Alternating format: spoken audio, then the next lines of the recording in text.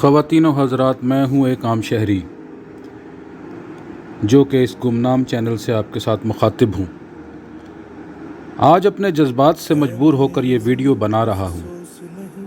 वो जज्बात जो हर सच्चे और मुहिब वतन पाकिस्तानी के दिल में इस वक्त मौजूद हैं। हर पाकिस्तानी आज मुल्क की सलामती और आज़ादी के लिए फ़िक्रमंद नज़र आता है।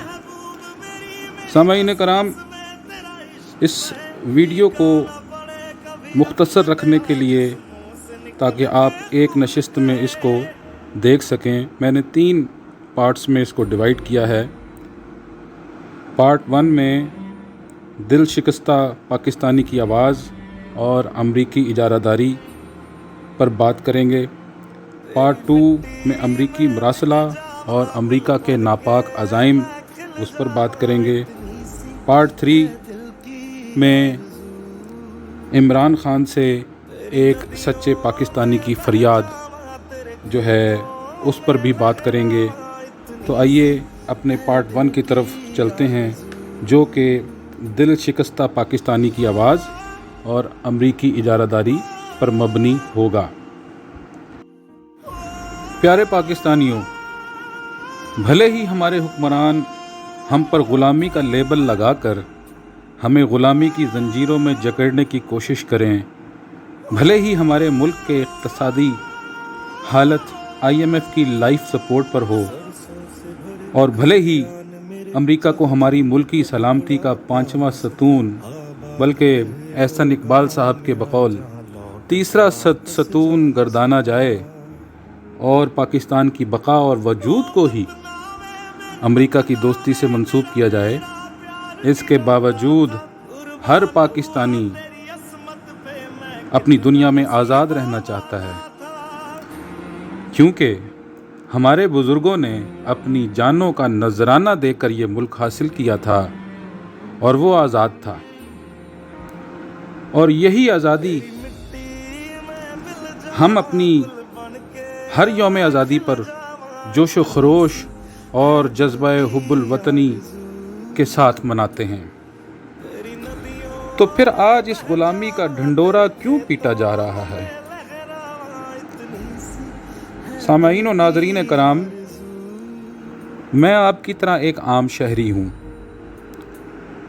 और इन बातों से दिल को बहुत तकलीफ़ होती है, लेकिन तल्ख़ हकीकत ये है कि हम ज्योग्राफिकली तो आज़ाद हो गए थे। हमने एक ख़ित्ता मुल्क पाकिस्तान के नाम से ले लिया था, लेकिन हमारी ज़हनी ग़ुलामी आज भी ज़िंदा है। हम में से अक्सरियत ग़ुलामाना ज़हनियत रखती है, जो कि ताकत की हुकूमत पर यकीन रखती है।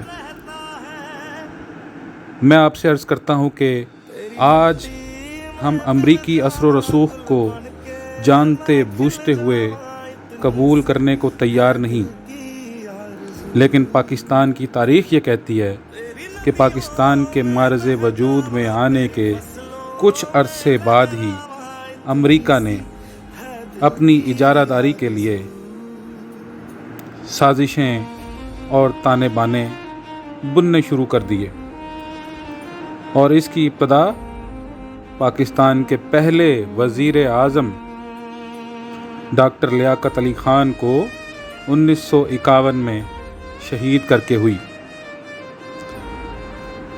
जिसका बरमला इजहार अमेरिका कर चुका है। अमेरिका नहीं चाहता था कि वो रूस से ताल्लुकात इस्तवार करें, और इसी रूस के दौरे से 2 हफ्ते कबल उनको कत्ल करवा दिया जाता है। बिल्कुल इसी तरह जुल्फ़िकार अली भुट्टो शहीद साहब, जो कि एक बहुत खुददार, आज़ाद ख्याल और हुब्बुल वतन पाकिस्तानी थे, उनको पहले उस वक्त के अमरीकी सदर हेनरी किसिंगर ने फ़ोन पर धमकी दी, क्योंकि जुल्फ़िकार अली भुट्टो भी आज़ाद ख़ारजा पॉलिसी के ख़्वाहां थे और अमरीकी असर व रसूख को कबूल नहीं करते थे। तो آخرکار ان کو بھی پاکستان میں موجودہ سہولت کاروں کی بدولت ان کا 14 اپریل 1979 کو پھانسی دے کر جوڈیشل مرڈر کیا گیا۔ اسی طرح بے نظیر بھٹو صاحبہ کے بارے میں جنرل حمید گل اپنی ایک ویڈیو میں یہ انکشاف کرتے ہیں۔ وہ کہتے ہیں کہ کیونکہ بے نظیر بھٹو صاحبہ امریکی ایجنڈے پر کام نہیں کرنا چاہتی تھیں اور چونکہ امریکہ ان پر فنڈامنٹلسٹ ہونے کا لیبل بھی نہیں لگا سکتا تھا کیونکہ وہ ویسٹرنائز تھیں، اور یہی وجہ ہے کہ ان کو دوبارہ اقتدار میں آنے سے پہلے، جس کا کہ قوی امکان تھا 2008 کے الیکشنز میں، ان کو دسمبر 2007 میں ہی شہید کروا دیا جاتا ہے، اور الزام پاکستان طالبان یا جنرل مشرف پر لگا دیا جاتا ہے، جو کہ آج تک کھٹائی میں پڑا ہے۔ اور زرداری صاحب باوجود اپنے دور حکومت کے اس بات کی انکوائری نہ کروا سکے۔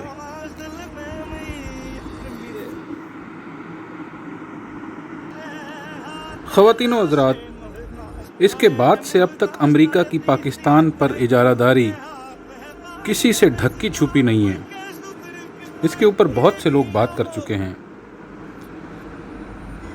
امریکی مصنف ڈینیل سیتھ مارکے، جو کہ سینئر ریسرچ پروفیسر رہے اور جان ہاپکن یونیورسٹی کے school of advanced international studies کے ساتھ اور ساؤتھ ایشیا بشمول انڈیا اور پاکستان کی کونسل آن فارن ریلیشنز کے اضافی ممبر بھی رہے، وہ اپنی کتاب نو ایگزٹ فرام پاکستان میں لکھتے ہیں کہ ہم امریکی پاکستان سے نہیں نکل سکتے اور ہمیں پاکستان سے ڈس انگیج نہیں ہونا چاہیے ان 3 وجوہات کی بنا پر۔ اور وہ 3 وجوہات کیا ہیں؟ نمبر 1، پاکستان کا نیوکلیئر اور میزائل پروگرام چونکہ اتنا بڑا اور مزید ترقی کی صلاحیت رکھتا ہے، اس پر نظر رکھنے کے لیے۔ نمبر 2، پاکستان دنیا کا واحد ملک ہے جو چائنا کی فوجی اور سول قیادت کے ساتھ اتنے گہرے روابط رکھے ہوئے ہے، تو اس کے اوپر بھی نظر رکھنا ہوگی۔ نمبر 3، یہ کہ پاکستان کی مضبوط فوج نہ صرف ریجن بلکہ دنیا کو غیر مستحکم کر سکتی ہے، تو فوج کی نگرانی بھی ان کو کرنی ہے، ظاہر ہے۔ تو یہ 3 وجوہات جو ہیں ڈینیل مارکے صاحب نے بتائی ہیں کہ جس کی وجہ سے انہیں پاکستان سے نہیں نکلنا چاہیے اور وہ نکل نہیں سکتے۔ وہ مزید کہتا ہے کہ ہم نے 72 سال پہلے فیصلہ کر لیا تھا کہ پاکستان کو ترقی کی اجازت نہیں دی جا سکتی، اور یہ کہ پاکستان کو اسلامی ممالک کو لیڈ کرنے کی اجازت نہیں دی جا سکتی، اور اس کا بہت آسان طریقہ یہ ہے کہ پاکستان کے لیڈرز کو خرید لیا جائے، پاکستان کے میڈیا کو خرید لیا جائے، پاکستان کو اقتصادی طور پر کمزور کیا جائے۔ ناظرین کرام، اس موضوع پر ڈاکٹر جنید احمد نے بہت تفصیل سے بات کی ہے، اور انہوں نے ایک اور کتاب American strategy on Pakistan and Afghanistan, اس کے حوالے سے بھی بات کی ہے، اور ان کی اس معاملے کے اوپر امریکی مداخلت کے حوالے سے ایکسٹینسو ریسرچ ہے، وہ میں آپ سے چاہوں گا کہ آپ ضرور دیکھیں اور ان کی باتیں سنیں۔ وہ میں یہاں ذکر نہیں کرنا چاہتا کیونکہ یہ بات ابھی روز روشن کی طرح آیا ہے کہ امریکی مداخلت کے شکنجوں میں پاکستان صدا سے ہے، اور یہ کوئی نئی بات نہیں ہے۔ صرف نئی بات جو آپ کے اور ہمارے لیے ہے وہ یہ ہے کہ ہمیں اس کا ادراک آج ہوا ہے۔ ہم پہلے سوئے ہوئے تھے، ہمیں معلوم نہیں تھا۔ امریکی مداخلت پہلے بھی تھی، مارشل لاز جو ہیں وہ امریکی مداخلت سے لگائے جا رہے تھے، سب کچھ ان کی مرضی سے ہو رہا تھا. ہمیں صرف جو ہے آج اس معاملے کا ادراک ہوا ہے، ہمیں پتہ چلا ہے. پیارے پاکستانیوں، اس ویڈیو میں اتنا ہی. اگلی ویڈیو میں امریکی مراسلہ اور امریکہ کی گھناؤنی سازش، اس پر بات ہوگی. اگلی ویڈیو میں ملاقات ہوتی ہے.